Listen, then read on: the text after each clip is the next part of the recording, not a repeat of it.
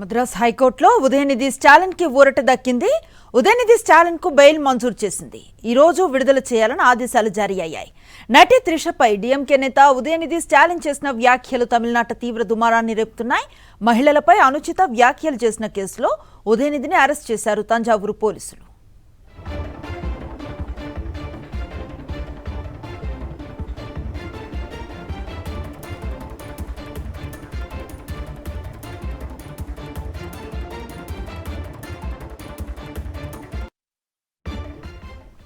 మద్రాస్ హైకోర్టులో ఉదయనిధి స్టాలిన్ కు ఊరట దక్కింది. ఉదయనిధి స్టాలిన్ కు బెయిల్ ను మంజూరు చేసింది కోర్టు. ఈ రోజే విడుదల చేయాలని ఆదేశాలు జారీ చేసింది. నటి త్రిషపై డీఎంకే నేత ఉదయనిధి స్టాలిన్ చేసిన వ్యాఖ్యలు తమిళనాట తీవ్ర దుమారాన్ని రేపుతున్నాయి. మహిళలపై అనుచిత వ్యాఖ్యలు చేసిన కేసులో ఉదయనిధిని అరెస్టు చేశారు తంజావూరు పోలీసులు.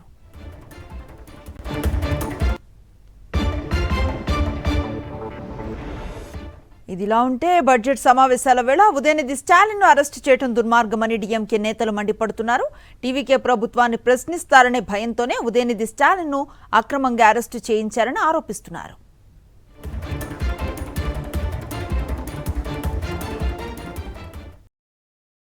మరిన్ని అప్డేట్స్ కోసం ఛానల్ ను సబ్స్క్రైబ్ చేయండి. నోటిఫికేషన్స్ కోసం బెల్ ఐకాన్ పై క్లిక్ చేయండి.